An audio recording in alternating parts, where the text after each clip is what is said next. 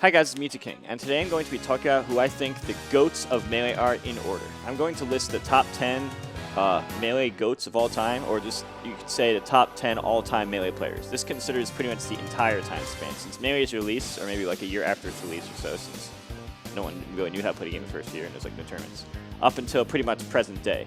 First, I'm going to give an honorable mention to PC Chris, because I think he's like number 11. PC Chris was a really good top player back in the past. His earliest documented tourneys that I could find was like January 2005. He started a little bit before me, and he was just an extremely good player. And during MLG 2006 season, he actually won the first and the last MLG. He didn't win the ones in between, but he won the first and last. And then during the year 2007, even though there was a big gap between us overall, I still consider him by results to be the number 2 player in 2007. However, shortly after that, after Brawl came out, he didn't really replicate results far into 2008 and onwards, which, since his legacy was not as long as it could have been, that is why I'm ranking him number 11. But I also want to give a shout because I feel like he's around that spot, maybe very slightly higher. Next would be number 10. I give this to Plup. Plup was a really good Samus in the year 2014. He didn't really win any big turns, though, and then he picked Sheik. He picked up Sheik. And he started doing better. Like, even though I beat him like at 6-0 at Smash and Splash the first time, he actually ended up beating everybody else. And then even then, he just kept improving since then. Like, he just kept getting better and better every few months. For notable wins, he won a DreamHack in like I think it's like 2017 maybe.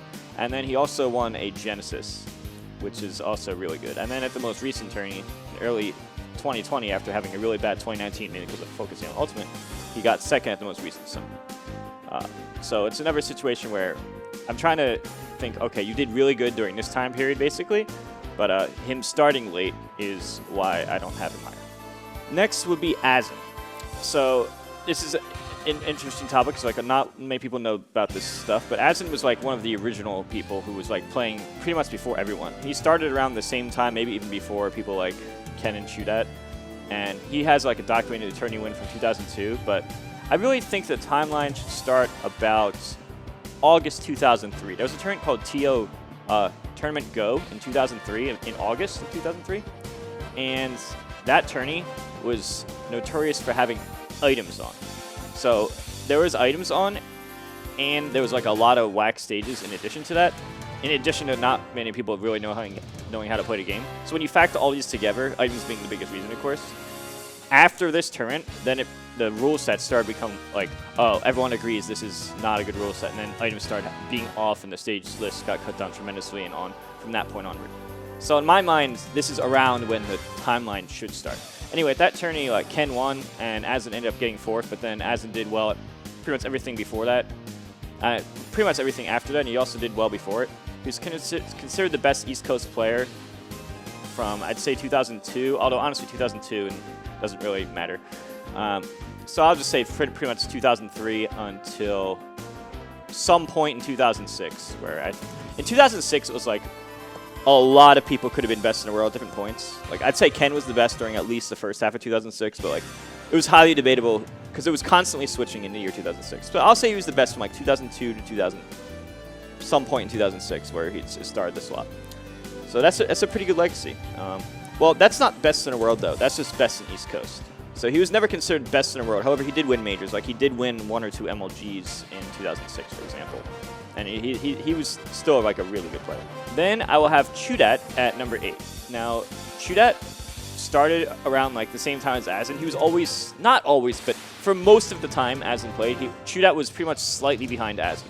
However, Chu also has something that Azen doesn't have, and that's the fact that he came back in the year 2017, and actually came back strong, beating me in multiple sets, beating Leffen 3-2 before the 2-3 run back for the famous Shine UCF tournament thing.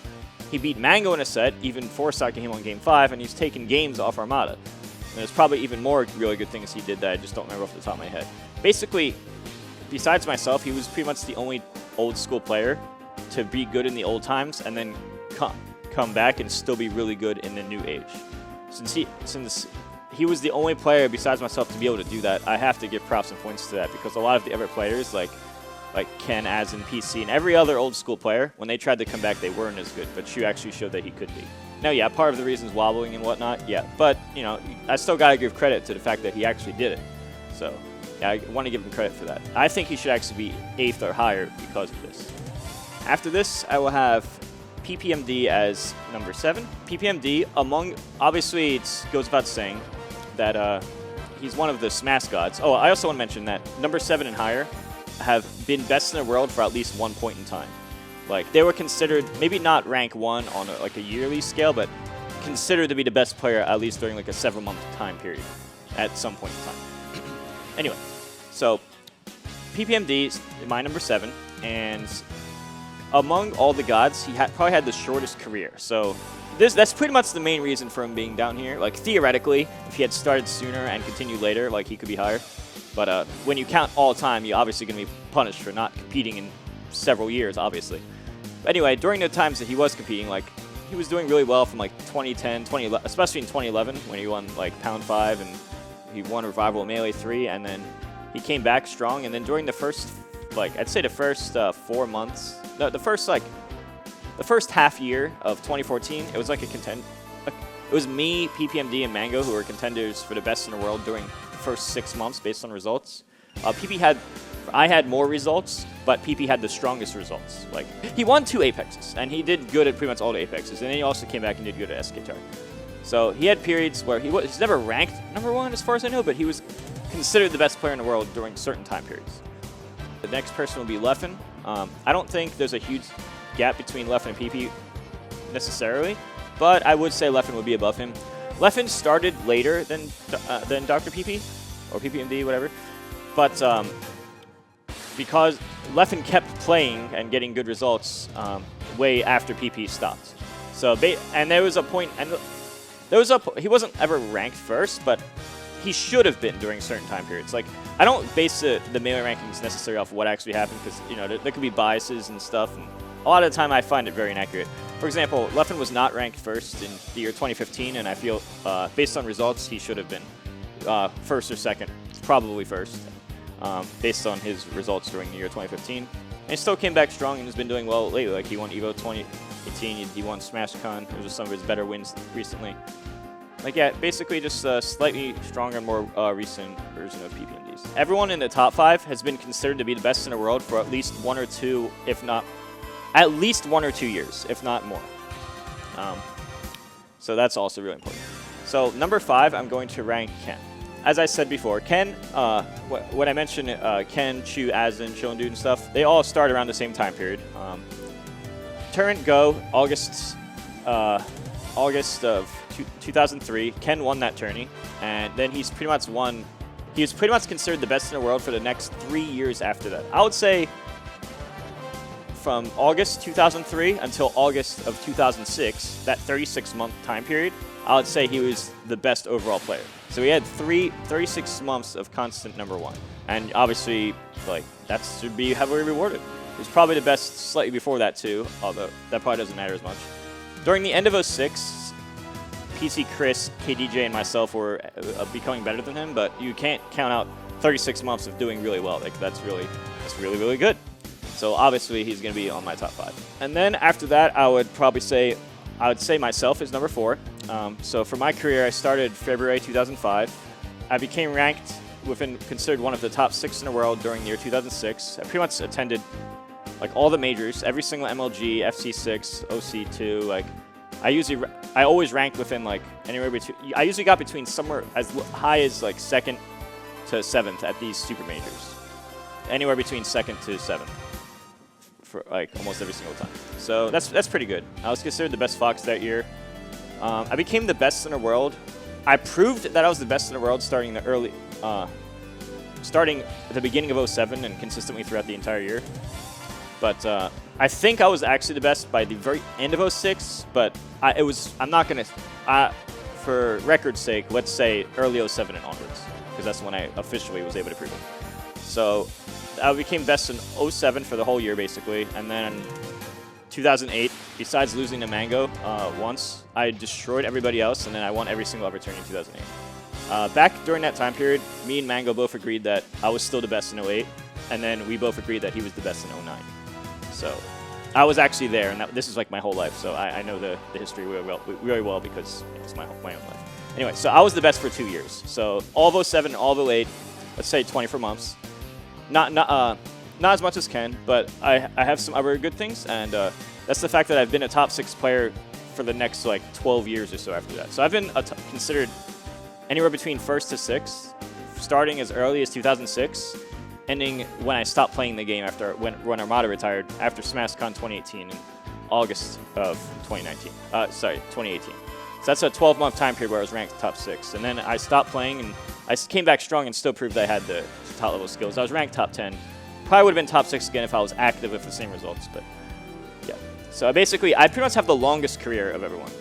But I also had another moment in time in 2013 where I was, during the last 3 months, I'd say October, November, and December, I had the best results of anybody. And if there was like a summer 2013 rankings back then, because it was just 2013 rankings, it was based on votes and stuff, I think I should have been either 1st or 2nd alongside Mango.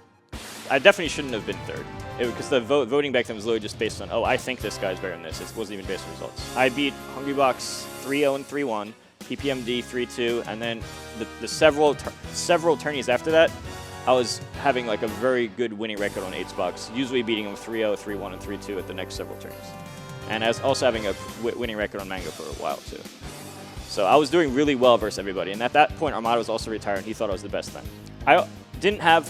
I don't think I had quite as strong of an early 2014 as PPMD, or maybe even also Mango, but I had a really good first half of the year in 2014 in addition to my really, really strong late 2013. So that was 2007 and 8, where I think I was the best, and then a several month time period during late 2013, early 2014.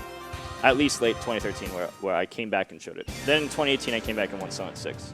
Obviously, these aren't as long of a time periods, but when you consider the longevity, I feel like being a top 6 player for 12 to 13 years is like really, like during every single time period, I feel like that should be like, I feel like that's important. Besides that, I feel like being the best Sheik for like 8-9 years and best Mar for like 11-12 years, I feel like that should hold weight too, because a lot of people that was very when it comes to like influence, like all-time influence, and people copying off you and making it their goal or beat you and all that other stuff I mentioned at the beginning of the video, I feel like that type of stuff is important too. Now for the top 3, like these are obviously the top 3.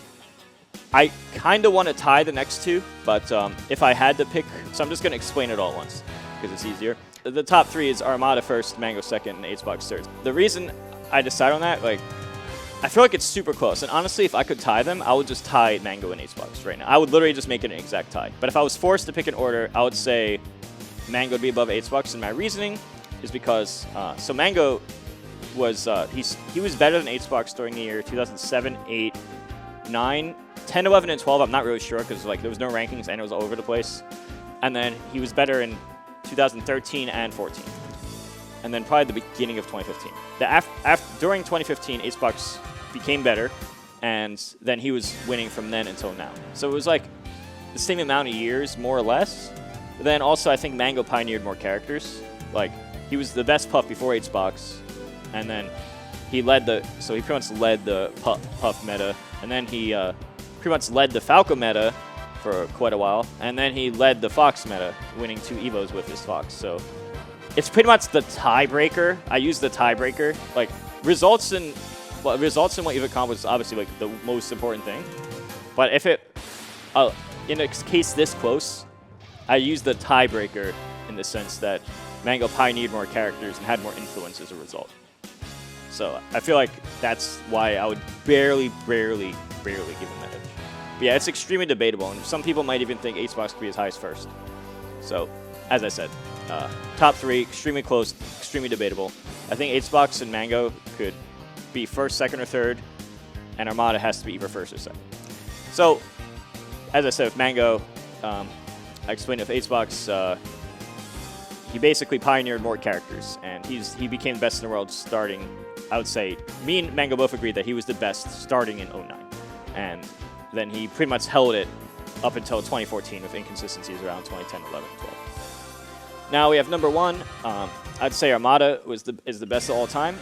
Me and him actually started the same day fun fact. I started February 14th, 2005, and he started like, it was a few, I think it was like less than a full day earlier, but in Europe time.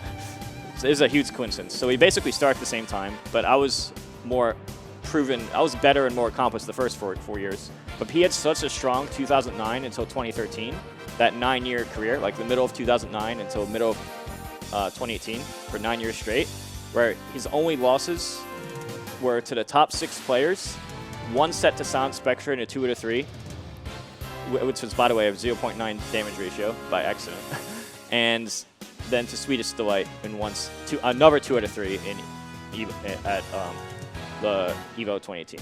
So pretty much that level of consistency, like when you combine his dominance and his consistency, that combination is just like unchallenged by anybody else, and that's why I consider him the best of all time. Could that be surpassed? Yeah, it could one day, like, but it would take like multiple years of like Mango, 8Xbox, or myself, or just someone doing way better, like years down the line. But I don't think it will happen soon. So yeah, that's my list. That's pretty much my top 11 of who I think the best all-time Melee players are, starting the timeline around, I'd say around 2003, because that's when I think of like people started to realize like what rule sets to even use, not to mention even heard about turns, until pretty much present day. So I don't think it's too far off. Like some people might have disagreements, like some people be slightly higher or lower, but I don't think this is too far off. I think when you consider my explanations, and like you gotta remember, it's not just, oh, I'm assigning this number to you. It's like, okay, well, these are really close, and here's why this is my tiebreaker. It doesn't necessarily have to match your logic. Yeah, that's pretty much my logic, and that's who I think the top 10, well, top 11 are of all time, I'd say in order. So, thanks for watching my video. Don't forget to like, subscribe, and hit the bell. Hit the bell, which is next to subscribe, so you get notifications. And let me know what you think in the comments below. What is your top 10, top 11? Let me know in the comments below. And thanks for watching.